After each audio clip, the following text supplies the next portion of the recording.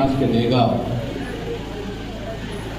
किल्ला जसा रस्त्याच्या कामाचे उद्घाटन झाले असं मी जाहीर करतो। या कार्यक्रमाला उपस्थित असलेले आपल्या पुणेचे प्रथम नागरिक बंटी भैया कदम तथा पुणे प्रभारी आपल्या मित्रमाचे तालुका अध्यक्ष सुभाषजी देसाई मित्रांनो, नागेश शेंगळे, तरुण मित्रांनो आणि शेतकरी बांधव आणि समोर बसलेल्या माझ्या सर्व माता भगिनी, खरं पाहिलं म्हणजे आज मला सर्वांना वाटत असं हा आजचा दिवस खूप चांगला आहे, पण हा दिवस 3 वर्षे अगोदर यायला पाहिजे होता। हे काम मी 2023ला टाकलेलं आहे। आज 24, 25 आणि 26 हे 3 वर्षे आपले गेले। आतापर्यंत हे सगळे रोड जे होते ते सगळे रोड कंप्लीट व्हायला पाहिजे होते, पण काय झालं नेमकं कॉन्ट्रॅक्टरने काम बोर्ड करायचं। औरंगाबादचं एकदा कॉन्ट्रॅक्टरला काम मिळालं एजी कन्स्ट्रक्शन म्हणून, तिथं तिकडं जायचं बी नाही, बघायचं बी नाही, काहीच नाही।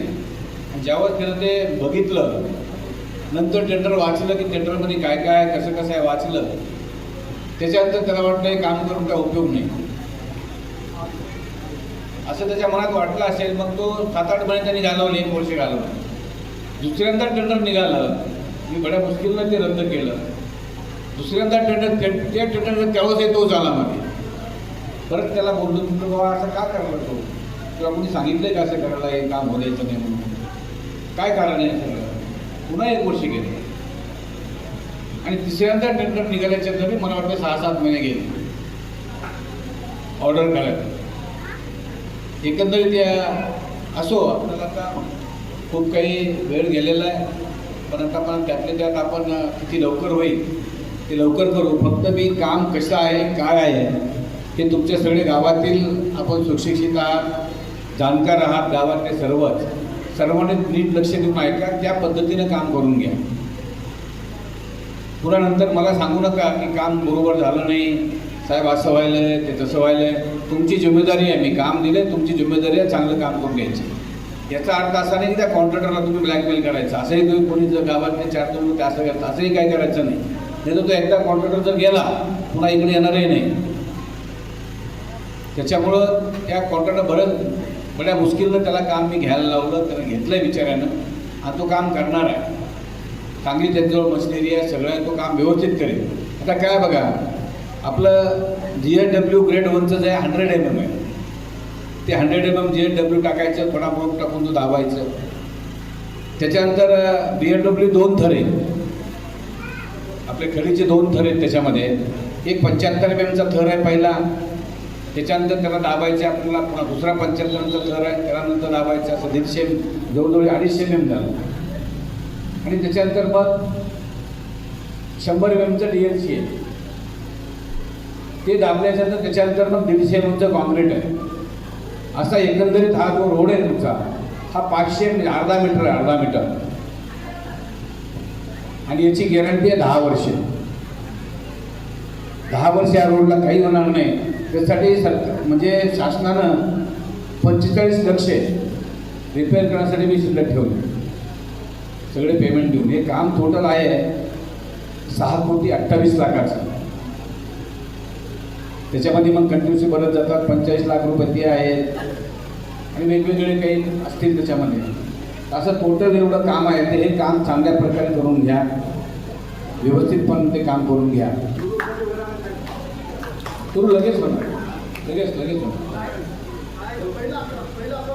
आता बोलू नका, मी सांगतो ना, मी त्याला सगळं तुम्ही ऐकून घ्या, तुम्हाला वाटलं नंतर बोला। तुमच्यासाठी 5 मिनिटं 10 मिनिटं देतो वेळ मी। तर एकंदरीत जे आहे हा रोड आपल्याला या पद्धतीनं बनवायचा आहे। आता इथं कॉन्ट्रॅक्टर मला वाटतं कुठे आहे, कदम कुठे आहेत का कदम? हे किती महिने लागेल कदम आपल्याला कामाला आहे? लगेच चालू करणार आहे आपण, ते किती दिवस लागेल? किती? 8 दिवसांनी चालू करणार, ठीक आहे। किती महिन्यात काम कंप्लीट होईल? 5 महिन्यामध्ये काम कंप्लीट करणार तुम्ही. 5च्या ऐवजी आणखी एक अर्धा महिन्यामध्ये जास्त घ्या. 5.5 महिन्यामध्ये हा रोड करून टाका. ठीक आहे. आणि 4 रोडचं आपण उद्घाटन केलेलं आहे. 4ही रोड आपल्याला ॲट ए टाईम चालू करायचे. त्याच्यामध्ये एक इकडं चालू करायचं, हे झालं तिकडं असं नाही. 4ला 4 सांगतात तर बरोबर चालू झाले पाहिजे. 4 तुमच्याजवळ मशिनरी आहे, तुमचं सगळं आहे, सगळ्या गोष्टी आहेत, माणसं आहेत, सगळं आहे. आणि तुम्ही व्यवस्थित काम करा. तुम्हाला कुठलाही कोण्याही गावात काही त्रास झाला डायरेक्टली मला बोलायचं. कुठलाही त्रास झाला तर तिथं आपले तालुका अध्यक्ष आहे, तिथं आपले प्रभारी बंटी कदम आहे, आणि ह्या दोघांनी तुम्ही बोलू शकता कधी काही प्रॉब्लेम आला तुम्हाला. ठीक आहे. नाही तुमचं मग मलाही बोला तुम्ही, कारण का आता रोडची गरज आहे यांना. मला नाही वाटत त्याच्यातलं कोणी काही तुम्हाला बोललं मग. पण गावाकडे 2-3-4 असतील, काही गाड्या करणारे 2-3-4 लोक असतात, आणि तुम्ही गाड्या करायला घेऊ नका. जायचं नसतं गाड्या करायला. तुमच्या किती कंप्लेंट करू द्या, त्या कंप्लेंट उचलत त्या रस्त्यात त्या कचरा टाकायला लावतो. पण काम चांगलं करा, काम व्यवस्थित करा. हे जे आपल्या टेंडरमध्ये आहे त्या पद्धतीनं काम करा. 3 वर्षांना हा दिवस आला आपल्याला. आतापर्यंत सगळे कामं कंप्लीट होऊन गेले असते. काय करणार ना, आता शेवटी जे काय टाईम लागतो त्याला काय आपण काही करू शकत नाही. काय आता तुम्ही सगळ्यांनीच म्हणायचं साहेब आमचा रस्ता. प्रत्येकालाच वाटतं आमचा रस्ता झाला, पण माझी चूक नाही त्याच्यामध्ये. मी 23ला रस्ता घेतला. आणि असो आपल्याला ठीक आहे, काम चांगलं करून घ्यायचं आहे. आपण काम चांगलं करून घेऊ. आणि एक लक्षात ठेवा, माझं जे काम असतं फक्त माझं कामावर लक्ष असतं. इतर ठिकाणी माझं कुठं लक्ष जात नाही. सकाळी 8 वाजता मी उंडेगावामध्ये होतो. घरून 7:30ला निघालो. रात्री मला 12 वाजले झोपायला. मी आलो, रात्रीच आलो मुंबईवरून. सकाळी उठून माझा नित्यनेम जे काय व्यायाम करायचा असतो तो केला. आणि नंतर 8 वाजता उंडेगावमध्ये पोचलो. तिथलं उद्घाटन केलं. तिथून राणी सौरगावला गेलो, तिथलं उद्घाटन केलं. धारासूरला आलो, तिथलं उद्घाटन केलं. पण 1-1.5 तास लेट झाला. तुमच्या इथं टायमिंग मला वाटतं 12:30-1चा होता काहीतरी. 12चा टायमिंग होता. तर इथं यायला मला 2 वाजले मला वाटतं. तर 2 तास इतक्या ह्याच्यानं 2 तास लेट तर सहजता होत आहे. कारण रस्त्यात कोणी अडवलं तर मला मी भेटत नाही असं म्हणता येत नाही मला. पुन्हा रस्त्यामध्ये काही ना काही बोलतात, भेटतात, करतात. त्याच्यामुळे भेटावं लागतं. त्याच्यामुळे जरा थोडासा वेळ झाला. सकाळी घरून जे काय खाल्ले तेवढं. आणि आज उपवासाचा दिवस आहे. मला शनिवार असतो. लवकरच संपूर्ण मलाही जरा भूक लागल्यासारखं वाटायला नाही. लवकरच जाऊन आता मला घरी जावं लागेल. तर अशा प्रकारे आपण दररोज नित्यनेम काम करतो. आणि तुम्ही पूर्णेची काळजी करू नका.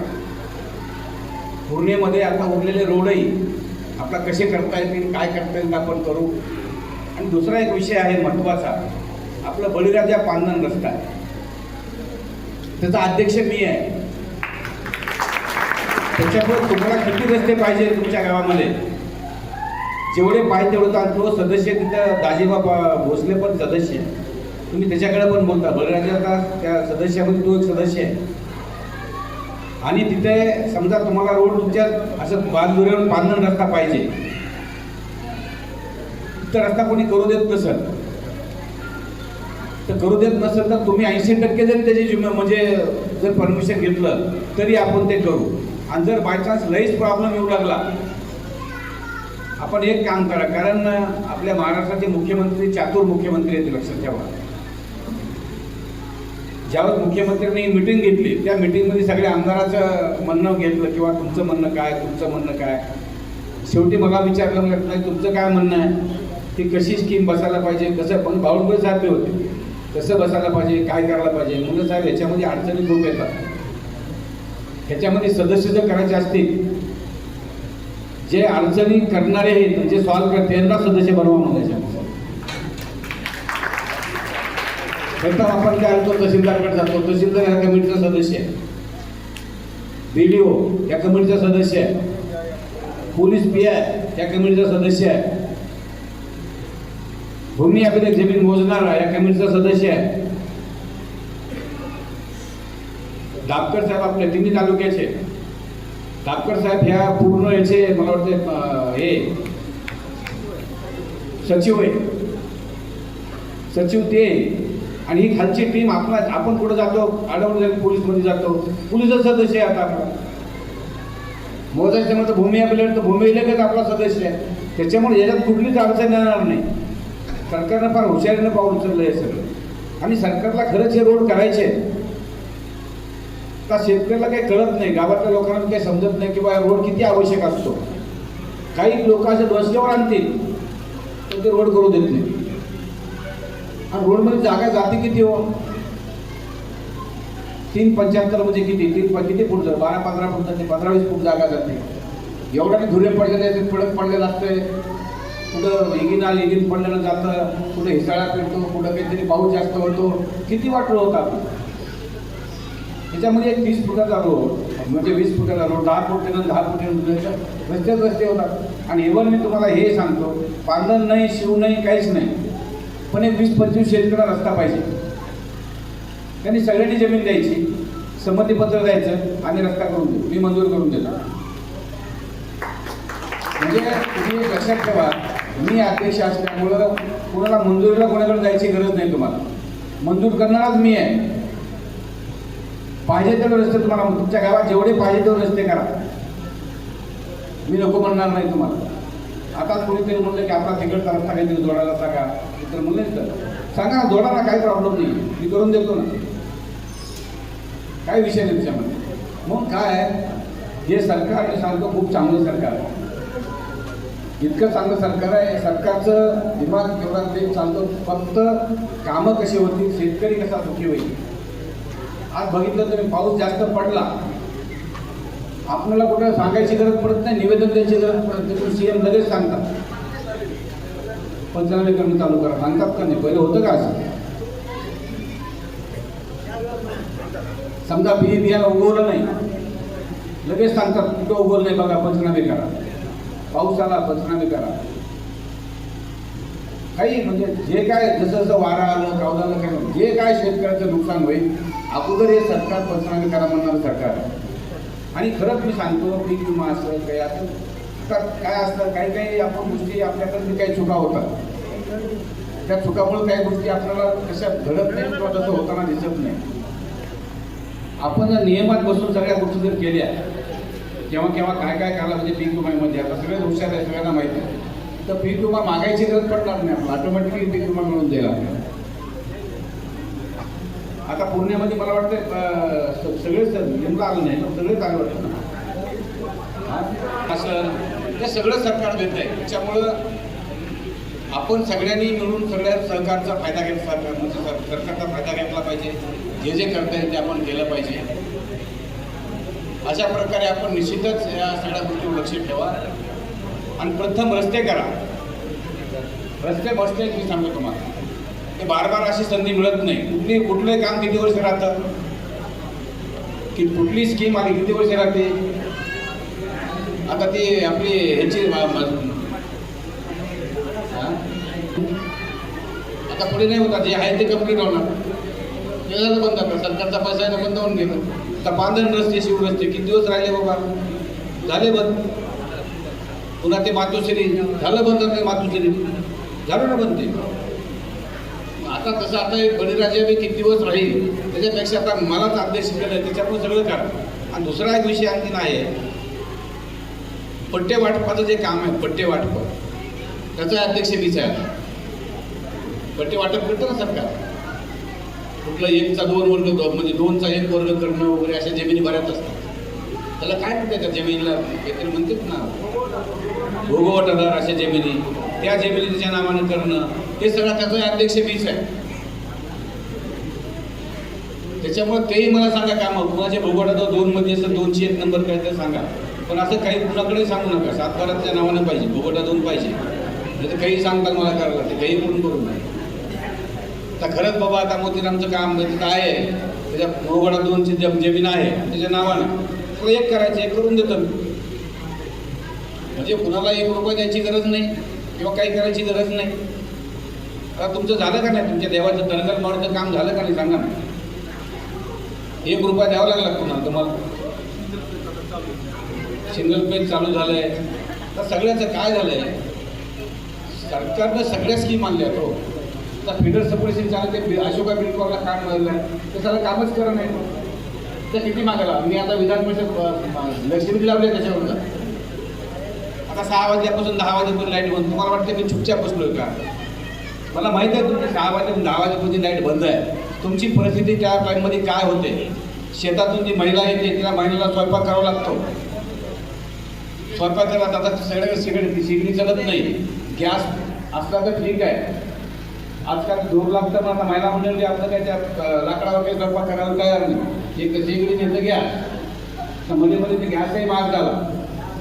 गॅसही वेळेवर म्हणा पण आता म्हणलं चालू झालं. आता त्या टाईममध्ये 6 ते 10 मध्ये स्वयंपाक करणं लिहू घालणं 9 साडेनऊ तर आपले लोक ग्रामीण झोपत 3-4 दिवसामध्ये हा प्रॉब्लेम सॉल्व्ह होऊन जाईल आपला. आणि 6 ते 10 जे लाईट लोड शेडिंग आहे ती बंद होऊन जाईल. चेक बंद होऊन जाईल. राहणारच नाही. त्याची व्यवस्था ऑलरेडी मी केली आहे. त्याला रिझल्ट यायला 2-3 दिवस लागतात. 2-3 दिवसामध्ये होऊन जाईल. नाही झालं तर मी आहे तिथं मुंबईला आणखी दारात जाऊन बसणार आहे. काय केलं नाही पण ते करणार. ह्या पुढच्या वीकमध्ये तुम्हाला मी 100% सांगतो. पुढच्या वीकमध्ये हे 6 ते 10 जी लाईट बंद आहे ही राहणार नाही. हा माझा शब्द आहे त्याला. किती परेशानी होती मला माहीत आहे ना. मी ग्रामीण म्हटलं असताना मी काय शहरामधलं आहे का? मी ग्रामीणलाच राहत होतो. माझे गाव ग्रामीण होतं. गाव माझं सगळी म्हणजे जे काय आपला प्रॉब्लेम येतात ते सगळे मला माहीत आहे. त्याच्यामुळं तुम्ही मला सांगा की नाही सांगा ते निश्चित. हा दुसरा विषय मला वाटते पण तिथं लोड जास्त व्हायला लागला. किती लोड जास्त व्हायला कारण किती 50 ट्रान्सफॉर्मर देऊ